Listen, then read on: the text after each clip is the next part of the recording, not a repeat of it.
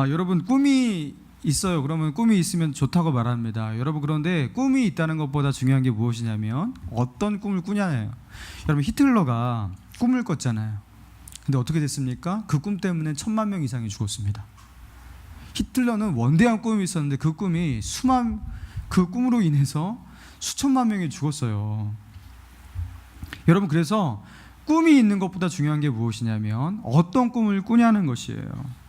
여러분 그런데 예수 믿는 사람은 꿈을 꾸는데 이제 예수 믿는 사람은 꿈을 때 그걸 비전이라고 말하잖아요. 그런데 하나님 입장에서 차라리 그 꿈을 꾸지 않았더라면, 그냥 쟤는 꿈을 꾸지 않았더라면 하는 그 꿈을 꾸면서 주님의 이름으로 꿈꾸는 사람이 있을 수 있다는 것이에요. 하나님 나라에 전혀 도움이 되지 않는데 자기 혼자 주님을 위해서 이 꿈을 꾼다고 하면서 그런 사람이 있을 수 있습니다. 여러분 그 대표적인 사례가 무엇입니까? 우리 역사 가운데도 그런 일들이 있었어요. 십자군 전쟁이요. 하나님은 예루살렘이 하나님의 도시가 되길 원한다 하면서 다시 그 예루살렘을 살아나려고 수백 년 동안 어마어마한 사람들을 보내갖고 십자군 전쟁을 벌였는데 여러분 그게 하나님 나라에 전혀 도움이 되지 않고 어마어마한 피해가 되었잖아요. 주님의 이름으로 꿈을 꾸는데 그것이 하나님 나라에 전혀 도움이 되지 않을 뿐만 아니라 피해가 되는 일들도 일어납니다. 여러분 그래서 꿈을 점검하셔야 돼요. 내가 꿈꾸면 되는 게 아니라 그 꿈이 정말로 하나님의 나라에 주님께 도움이 되는 꿈인지 그 꿈을 점검하셔야 됩니다. 여러분 오늘 예수 믿고서 꿈이 바뀐 사람 한 사람을 우리가 주목하길 원합니다. 사도 바울이. 이 사도 바울이 빌립보서를 쓰면서 이 빌립보서를 옥중서신이라고 하는데요. 빌립비 교회를 향해서 그 옥중에서 옥에 갇혀서 편지를 씁니다.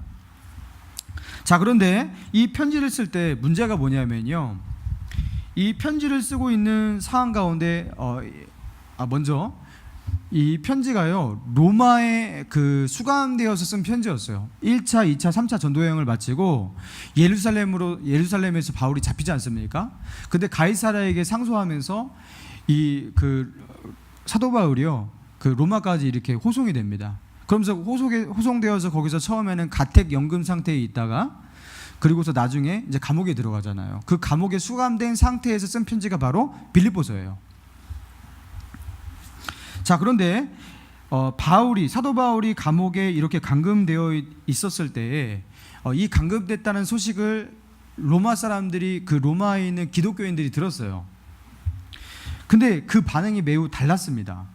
자, 12절을 한번 볼까요? 12절 시작. 형제들아 내가 당한 일이 도리어 복음 전파에. 자, 그 당시 로마에 있는 기독교인들 가운데 바울이 감옥에 수감되었다는 그 소식을 듣고서 그것 때문에 바울이 복음을 전하다가 저렇게 감옥에 갇혀서 언제 교수형을 당할지 또 어떻게 될지 알지 못하는 그 상황 가운데 놓인 것 때문에 마음이 참 도전이 받은 거예요. 나는 뭐하고 있냐? 바울은 저렇게 자기 목숨을 걸고 자기 인성을 걸고 복음을 전하고 있는데 나는 뭐하고 있냐? 그러면서 수면 아래서 예수님을 조용히 믿던 크리스찬들이 이제 수면 밖으로 나와서 예수님을 막 전하기 시작했던 거예요. 그러면서 복음 전파의 진전이 되었다라는 거예요. 오히려 바울은 감옥에 갇혔지만 이로 인해서 많은 크리스찬들이 도전을 받고 로마에 있는 크리스찬들이 나가서 복음을 전파하는 일들이 일어났다라는 거예요. 그래서 이게 바울이 복음 전파의 진전이 되었다 이렇게 말하고 있는 것입니다. 자, 이런 크리스찬들이 있었던 반면에 반대로 부정적인 영향을 받은 크리스찬들이 있었습니다. 자, 그들이 어떤 사람이었냐면요 15절, 16절, 17절 우리 같이 한번 읽어볼까요? 15절, 16절, 17절 시작. 어떤 이들은 투기와 분쟁으로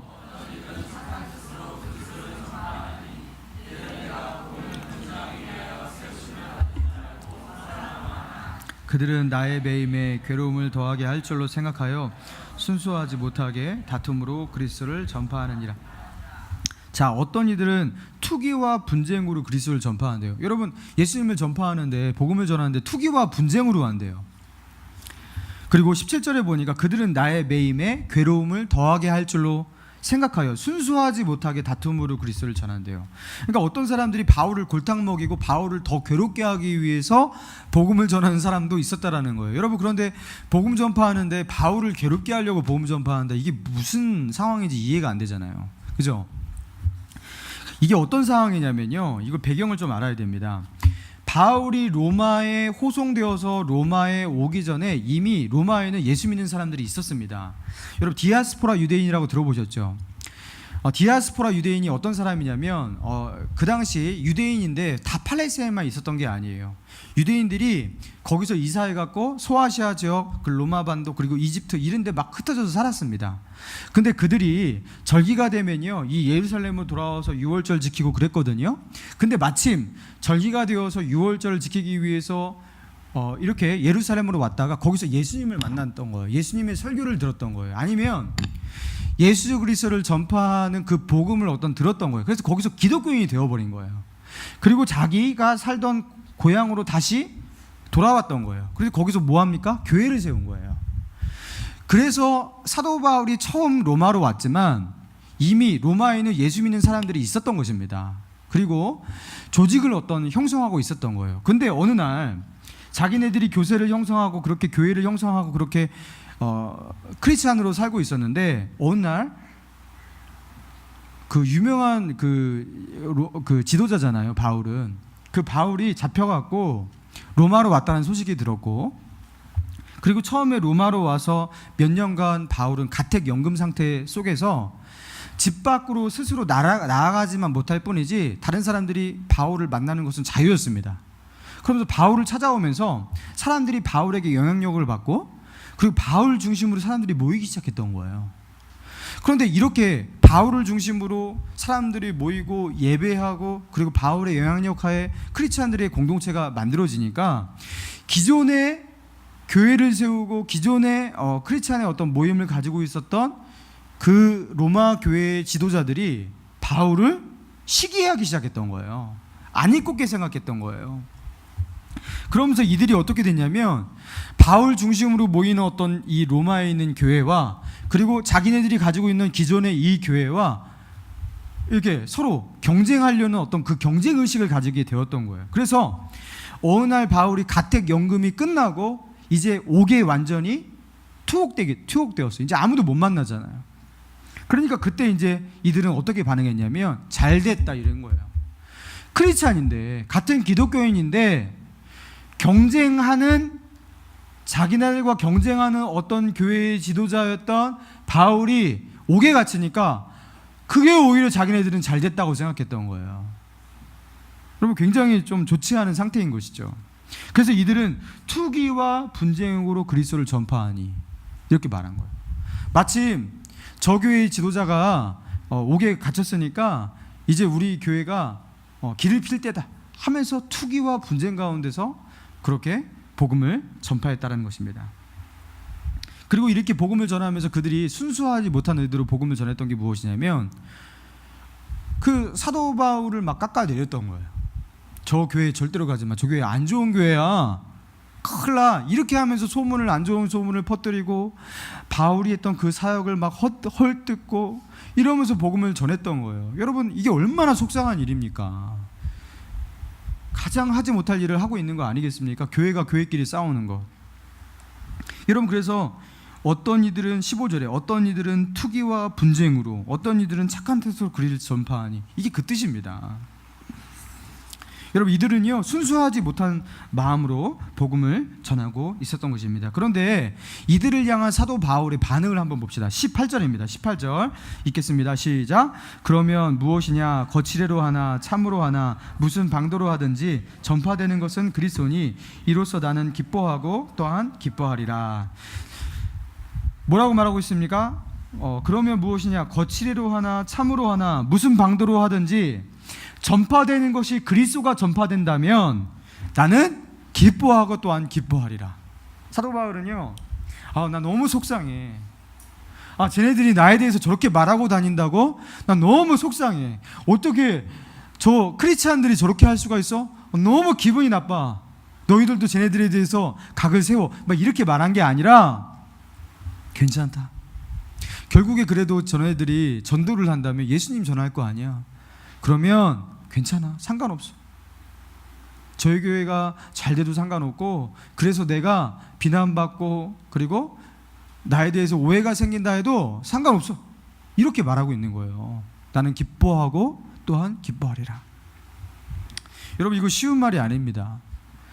정말 자기가 죽지 않으면요, 이거 안 되는 거예요. 여러분, 21절의 말씀 볼까요? 자, 21절입니다. 시작. 이는 내게 사는 것이 그리스도니 죽는 것도 유익함이라. 내게 사는 것이 그리스도니, 나에게 사시는 분이 그리스도라는 거예요. 그러니까 내 안에 내가 살고 있잖아요. 그죠? 나의 영혼이 살고 있잖아요. 근데 내 안에 살고 있는 분, 내 인생에 사시는 분이 내가 아니라 그리스도라는 거예요. 그러니까 나의 삶의 주인, 내 인생의 주인은 어차피 그리스도니까 죽어도 상관없어. 왜냐하면 나는 어차피 그리스도를 위해서 사는 인생이니까. 그러니까 걔네들이 나를 헐뜯고 비난하는 것, 그 모든 것뿐만 아니라 나의 죽음조차도 상관없어. 나는 원래 그리스도를 위해서 사는 그런 인생이니까. 이렇게 말하고 있는 것입니다. 여러분, 바울은요, 예수 만난 뒤로 이렇게 변한 사람이었어요. 어떻게 변했냐면, 그는 예수 만나고 난 뒤에 꿈이 없어졌습니다. 어떤 꿈이 없어졌냐면요, 자기의 꿈이 없어졌어요. 보통 꿈이라는 것은 자기의 소망 아닙니까? 나의 행복과 나의 안녕과 그리고 나의 성취를 위해서, 자기 만족을 위해서 우리는 꿈이라는 것을 가지고 있잖아요. 여러분, 그런데 예수를 만나잖아요. 그리고 그 십자가 사랑을 경험하잖아요. 그리고 그분이 나를 위해서 치르신 그 대가, 그 하늘의 영광의 보좌를 버리시고 이 땅에 내려오실 뿐만 아니라 이 땅에서 온갖 비난과 모욕과 그리고 채찍에 맞으시고, 그리고 결국에 십자가에서 죽으신 그 예수 그리스도의 그 사랑, 그 희생, 여러분, 이것을요, 그 예수님의 그 사랑을 내가 만나잖아요. 여러분, 그러면 이 사랑을 경험한 사람은 만나고 난 뒤에도, 예수님의 사랑을 경험하고 난 뒤에도 똑같은 꿈을 가지고 살아간다. 여러분, 이거 있을 수가 없는 일이에요. 만약에 예수님이 나를 위해서 죽으셨다는 이 사실을 정말로 믿고 있는데 여전히 나의 꿈과 나의 야망과 나의 안녕을 위해서 나머지 인생을 살아간다면 이 사람은요, 제정신이 아닙니다. 나를 위해서 자기 모든 것을 버리신 분이 있는데 나는 여전히 나를 위해서 살아간다. 여러분, 어떻게 이렇게 할 수가 있어요? 여러분, 이 사람은요, 꿈이 없어지게 돼 있는 거예요. 꿈의 진공 상태. 그래서 그 없어져 버린 꿈 가운데 어떤 꿈이 들어오는 거냐면, 나를 위해 죽으신 그 예수 그리스도, 그분을 위해서 살고 싶다. 이 소망이 생기는 거예요. 그분을 위해서 나는 뭘 할 수 있을까? 그러면서 예수 그리스도의 꿈이 나의 꿈이 되는 것입니다. 여러분, 그래서 비전이라는 것은 뭐 거창하게 뭐해서 생기는 게 아니에요. 예수만 제대로 만나면 비전이라는 게 생깁니다. 예수 그리스도의 십자가가 내 안에 강력한 은혜로 오잖아요. 그 내가 죽잖아요. 그럼 비전이라는 게 그냥 생기는 거예요. 내가 어떻게 나를 위해 살아? 주님 위해 살고 싶어. 이런 마음 가운데 비전이라는 것이 생기는 것이죠. 여러분, 아바타라는 영화 아시죠? 그 내가 죽어서 이제 예수님이 내 안에 사시니까 나는 예수님의 아바타. 여러분, 이렇게 되는 게 아니에요. 내가 죽는다는 것은 나의 의지가 없어진다는 것이 아닙니다. 뭐 나의 영혼, 정신이 없어진다는 게 아니에요. 오히려 나의 의지는 분명히 살아있어요. 그런데 나의 살아있는 영혼과 정신과 나의 모든 의지를 다해서 열렬히 무엇을 구하는 것이냐면 예수 그리스도를 구하며 사는 거예요. 먼저 그의 나라와 그의 의를 구하라. 열렬하게 예수님의 뜻을 쫓아 살아가는 거. 여러분, 이게 바로 비전인 것이에요. 여러분, 바울은 예수 만나고 나서 자기의 강력한 의지와 소원 가지고 그리스도의 꿈을 쫓아서 살아갔던 사람이었습니다. 그래서 그 사역을 하다가 자기가 오해를 받을 때가 있을 거 아니에요. 이렇게, 그렇죠?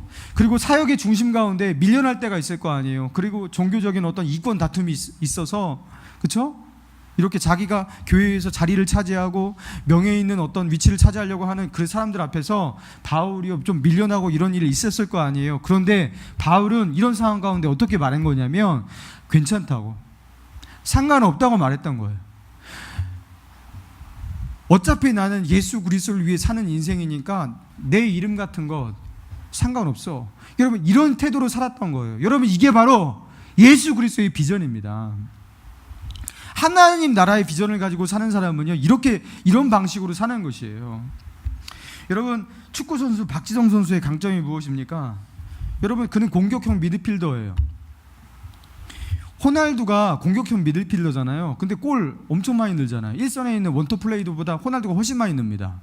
그럼 박지성 선수도 골을 많이 넣어야지 정상이거든요. 근데 박지성은 맨체스터 유나이티드 거기에 있을 때 골을 그렇게 많이 넣지는 못했어요. 왜 그랬습니까? 이타적인 플레이. 항상 이타적인 플레이. 자기가 골을 많이 넣으면요, 그 EPL 같은 그런 큰 무대에서는요, 골 하나 넣을 때마다 천문학적인 숫자로 연봉이 뜁니다. 그 내가 골 하나 넣는 게 그렇게 중요한 거예요. 그래서 그 많은 그 원톱 플레이어들이 이기적 플레이를 하면서 다른 사람한테 패스해서 넣을 거를 자기가 어떻게든지 넣으려고 하는 게 무엇이냐면, 골 하나 넣을 때마다 자기에 대한 연봉이 어마하게 억 단위로 달라져요. 그런데 왜 그걸 패스합니까? 자기가 넣지. 근데 박지성은요, 이타적 플레이를 했다고요. 자기가 골을 넣어서 자기가 골 득점을 올리는 그 플레이를 하는 게 아니라 팀이 이기는 플레이를 하기 위해서 정말로 좋은 찬스 속에서도 더 좋은 찬스에 있는 사람한테 패스를 했다고요. 여러분, 그래서 맨체스터가요, 박지성이 거기에서 뛰었을 때 최고의 그 전성기를 구가하지 않았습니까? 여러분, 이타적인 플레이어가 있어야지 그 팀이 사는 거예요. 여러분, 사도 바울이 하고 있는 플레이가 바로 그런 것이 이타적인 플레이. 자기가 승리하는 경기를 하는 것이 아니라 하나님이 승리하는 경기를 생각하는 거예요. 내가 해냈다고 외치는 그 승리를 원하는 게 아니라 그리스도께서 승리하셨다고 말하는 그 교회의 승리를 외치기 위해서 항상 이타적 플레이를 했던 거예요. 여러분, 그게 사도 바울이었습니다. 여러분, 그래서 사도 바울은 사역을 할 때 사도 바울의 사역 특징이 무엇입니까? 사도 바울은요, 1차 전도여행, 2차 전도여행, 3차 전도여행 하면서 루트를 계속해서 바꿔가면서 교회를 개척했어요. 근데 교회를 개척할 때, 교회를 개척하고 나서 그 교회가 안정되고 이제 그 교회를 통해서 뭐 예를 들어서 사례비를 받을 수 있다라든가 안정된 삶을 시작할 때쯤이면요, 언제나 사도 바울은 그 자리를 떠났습니다. 그 걸쭉한 교회가 만들어지면 언제나 그 교회를 떠나서 다시 핍박받고 도래받고 그러면서 그 척박한 환경 가운데 또 교회를 세워요. 그 교회가 또 안정될 쯤 되면 또 그 교회를 떠났어요. 그렇게 하면서 1차, 2차, 3차, 그리고 성경에 기록되어 있지 않지만 4차 전도여행 계속 나아갔단 말이에요. 그래서 사도 바울의 꿈이었던 서바나, 스페인까지 가서 복음을 전했단 말이에요. 사도 바울의 그 플레이의 특징이 무엇이었냐면 자기의 안정, 그렇죠? 자기의 안정적인 생활, 자기의 보장된 생활, 이런 거 하나도 말하지 않았어요. 언제나 이타적인 플레이. 하나님의 나라를 위해서 온 땅 가운데, 세계 끝 가운데 끝에까지 복음이 전파되는 그 비전을 위해서 언제나 하나님 나라 위에 달려갔던 사람. 여러분, 그게 사도 바울이었습니다. 그리고 오늘도 이 빌립보서의 이 편지를 쓰면서 로마 교회 가운데, 성도들 가운데 자기를 시기하는 그 크리스찬들을 향해서 여전히 그는 이타적인 플레이를 하고 있는 거예요. 괜찮아. 나는 기뻐하고 또한 기뻐하리라.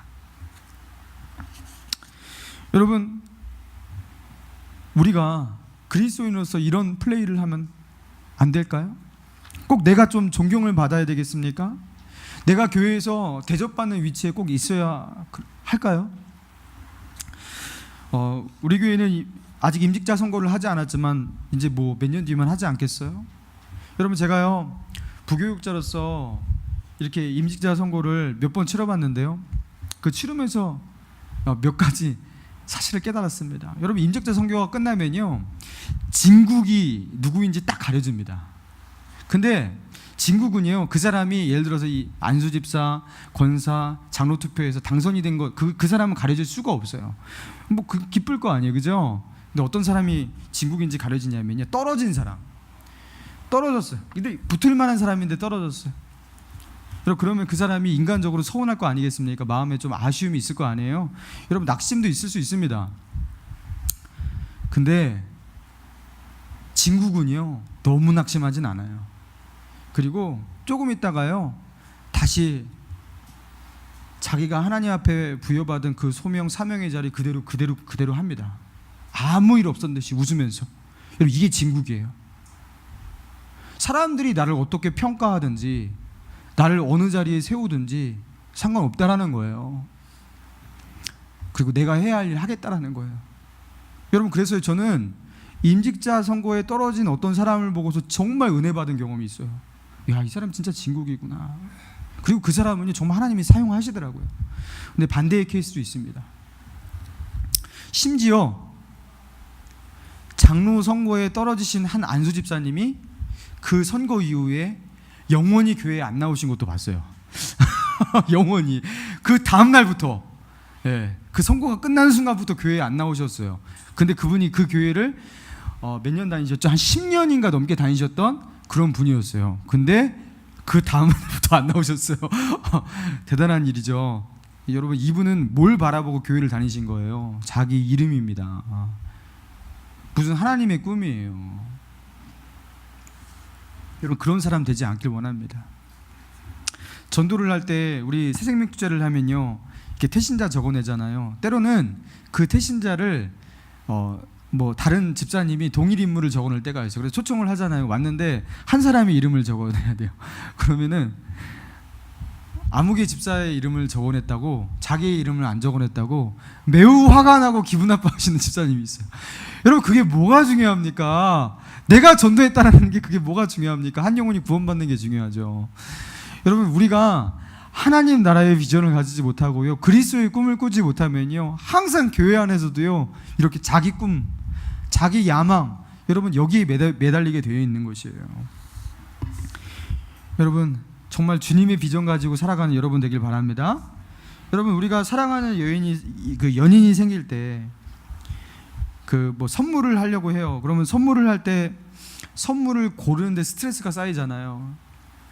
저는 제 아내한테 이제 뭐 이렇게 선물을 할 때 제일 힘들었을 때가 그 선물 고르는 게 참 힘들었어요. 도대체 뭘 좋아할지 모르겠는 거예요. 그래갖고 그 선물 고르는 스트레스가 너무나 많았기 때문에 가능한 선물을 주지 않으려고 노력했습니다. 선물을 주지 않으려고. 선물 고르는 게 그게 힘든 거예요. 이걸 아무개가 이거를 정말 좋아할까? 아니면 이거를 싫어할까? 그게 스트레스가 아닙니까? 여러분, 우리가 예수를 믿고 예수를 사랑하면 우리 인생 가운데 끊이지 않는 고민과 스트레스가 무엇이냐면요, 주님이 내가 이렇게 하는 것을 기뻐하실까? 아니면 이걸 싫어하실까? 이걸 좋아하실까? 여러분, 이 고민 가운데 우리는요, 스트레스를 받게 돼 있어요. 근데 이런 고민 없이 매일매일을 살아가고 계시다면, 이렇게 한 주간을 사셨다면, 여러분, 주님 관점에서 주님께 드리는 삶을 살지 않고 살다가 그렇게 오신 거예요. 이걸 정말 주님이 기뻐하실까? 예수님이 이렇게 하는 것을 정말 좋아하실까? 아니면 저걸 더 좋아하실까? 그렇지 않으면 어쩌지? 여러분, 이런 관점에서, 주님의 관점에서 여러분 이 생각과 이 고민을 하셔야 되는 것입니다. 여러분, 이번 주에 떠나는 이 남해선교, 이 미자립교회 지원 사역은 사실 이런 관점 속에서 시작된 사역입니다. 그 남해 어촌마을 그 미자립교회 사역을 돕기 위해서 우리가 가는 건데요, 사실 이 미자립교회 이 지원 사역에 제가 이 눈을 뜬 계기가 있었습니다. 신입교회 이제 청년부가 하나님께서 은혜 주셔갖고 청년들을 많이 보내주셨어요. 근데 어느 순간이 되니까 이제 100명, 뭐 150명 넘어가기 시작하니까 어떤 청년들이 많이 오냐면 수평이동 청년들이 많이 오기 시작한 거예요. 근데 그 수평이동이라는 게 이제 작은 교회, 그죠? 이 뭐 개척교회 아니면 뭐 한 몇십 명 모이지 않는 교회에서 그 청년들이 이제 여기는 청년부에 청년들이 많으니까 좋으니까 거기서 이제 너무 지치고 힘드니까 이제 이 교회로 옮기는 거예요. 뭐 상처도 받기도 하고 옮기는 거예요. 그러면서 청년들이 많이 오는데 그때 제가 고민이 되기 시작했어요. 어떤 고민이냐면, 신일교회 청년부에 이렇게 청년들이 많이 오는데 이게 정말 하나님이 기뻐하시는 일일까? 이게 정말 하나님께서 기뻐하시는 부흥일까? 이런 고민을 하는 거예요. 근데 여러분, 청년들이 얼마나 귀중한 자원입니까? 교회에서 청년들이 없으면 어떻게 교사를 하고 교육부서 운영을 하고 이거 찬양단 이런 거 어떻게 운영하고, 청년들 그렇잖아요. 굉장히 귀중한 재능이잖아요. 근데 이 청년들이 그런 작은 교회에서는요, 정말로 한 명 한 명이 중요한데요. 그 청년들이 신일교회는 청년부도 많은데 그렇게 온다고요. 그러니까 그게요, 하나님 나라에서 이게 정말 도움일까 아닐까를 생각할 때 아닐 수도 있겠다라는 생각을 한 거예요. 제가 이게 아닐 수 있겠구나.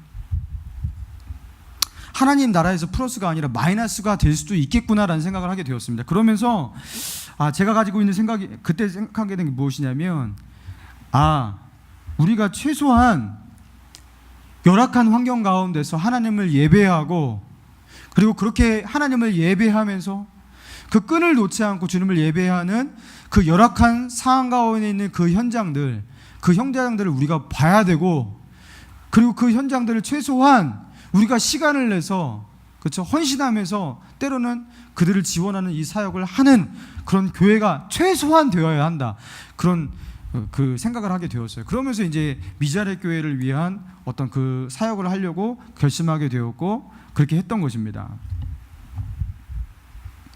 여러분, 우리 도시에 있는 교회들은요, 농어촌, 그렇죠? 그 지방에 있는 그 교회들에게 최소한 빚진 교회들입니다. 그 열악한 환경 가운데서 거기서요, 그 복음 전파하고, 그래서 거기서 예수를 믿고, 그래서 거기서 예수를 잘 믿음을 훈련시켜가고 키워놨더니만 일자리 구한다고 다 도시로 와버려요. 그죠? 다 상경해버리고, 그러면서 도시에는 사람이 많아지니까 교회도 사람들이 수월하게 옵니다. 그러면서 여기서는요, 부흥이 일어나는데, 사실 시골에서는요, 그 농어촌 이런 데서는요, 공동화 현상이 일어나는 거예요. 일꾼이 없는 거예요. 다 할머니 할아버지밖에 없고. 그러면서 자원의 불균등, 불공평이 일어나기 시작하는 것입니다. 여러분, 작년에 제가 소환도의 그 청년들과 함께 남해 선교를 갔거든요. 갔는데 거기서 이제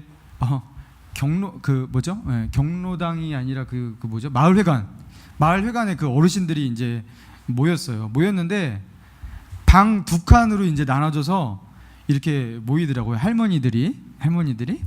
근데 할머니들이 여기에 있는 할머니들하고 여기에 있는 할머니들하고 같이 어울리질 않아요. 이 방 두 칸에 따로 들어가고. 그래서 너무 궁금했어요. 왜 그런 것이냐고, 왜 막내를 하지 않냐고. 그러니까 제가 물어보니까 여기는 70대 할머니고 여기는 80대 이상의 할머니라는 거예요. 그리고 80대 이상의 할머니는 젊은 것들인 70대 할머니하고 수시 내외하지 않는다라는 거예요. 밥 먹을 때만 70대 할머니 나와서 상을 차리면 80대 할머니들이 나와서 같이 밥을 먹는다, 이런 얘기를 하시더라고요. 그러니까 거기서 젊음이라는 게 뭐냐면 70대가 젊은 거예요. 지금 그 현장이 그렇습니다. 그래서 앞으로 10년만 흐르면 거기서 마을의 절반이 없어져요. 근데 목사님이 거기서 그 성도들을 붙들고 교회를 떠나지 않고 거기서 사역하고 있는 게 그게 현장이었습니다. 지금 농어촌과 섬에서는요, 다 이러고 있는 거예요. 그럼 그 목사님은 거기가 좋아서 떠나지 않냐? 아니요. 거기서 그분들을 버리고 떠나면 이게 양심의 가책이 생겨서 떠나지 못하고 있는 거예요. 이분들을 어떻게 예배드려요? 그러니까 그분들 붙잡고 겨우겨우 생계 유지하면서 그 사역을 이어가고 있는 것, 여러분, 이게요, 지금 농어촌과 섬 지역에서 있는 그 교회의 현실입니다. 근데 우리는 그거 하나도 모르고요, 여기서 뭐 하고 있습니까? 우리 주일학교에 사람들이 많이 와서 하면서 피자하고 치킨 쏘고 하면서 우리 여론성경하고 하고 우리 재미나게 신앙생활 하고 있지 않습니까? 여러분, 우리가요, 최소한 그것을 알아야 된다는 거예요.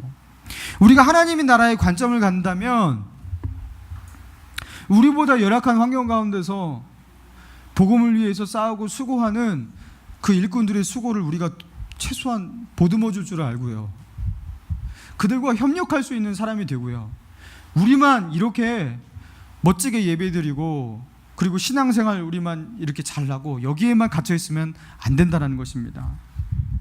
여러분, 그래서 이번 한 주는요, 목감 신일교회를 위해서 기도할 필요가 없습니다. 여러분, 저 남해를 위해서 기도해 주시고, 그리고 우리 남해 선교를 위해서 기도해 주시기 바랍니다. 하나님, 그 열악한 환경 가운데서 예배하고 교회를 지키고 복음 전하는 그들을 하나님께서 붙잡아 주시옵소서. 지금도 이름도 없이 빛도 없이 주의 복음 증거하기 위해서 사명 붙잡고 나가서 선교하는 그 선교사님들 가운데 하나님 위로하여 주시고 함께하여 주옵소서. 여러분, 그리고 이제부터 우리가 눈을 넓혀서요, 그들을 지원하는 그 사역을 위해서 여러분 헌금도 하시고 기도도 하셔야 됩니다. 제가 이번 연도에는 선교헌금 이런 거 작정하지 않았지만 내년에 이제 초반 되면 작정할 텐데요, 여기 나의 재정을 들여서 헌신하시고 이렇게 해야 돼요. 그리고 목감신일교회가 저는 바라기는요, 이 교회에서 들어오는 그 많은 헌금과 일반 재정이 숫자가 늘어나면 항상 이렇게 넓히려고 할 거 아니에요. 근데 여기에 돈을 다 써버리는 교회가 되지 않길 원해요. 항상 건축에 대부분의 재정이 쓰여지는 경우가 많은데, 여러분, 우리의 재정이 이렇게 나눔 가운데 쓰여지기를 원합니다. 여러분, 그게 저희 비전입니다. 그래서 나의 승리, 나의 성공, 나의 꿈이 아니라 예수 그리스도의 비전, 예수 그리스도의 꿈을 향해 달려가는 저와 여러분 되기를 주님의 이름으로 축원합니다.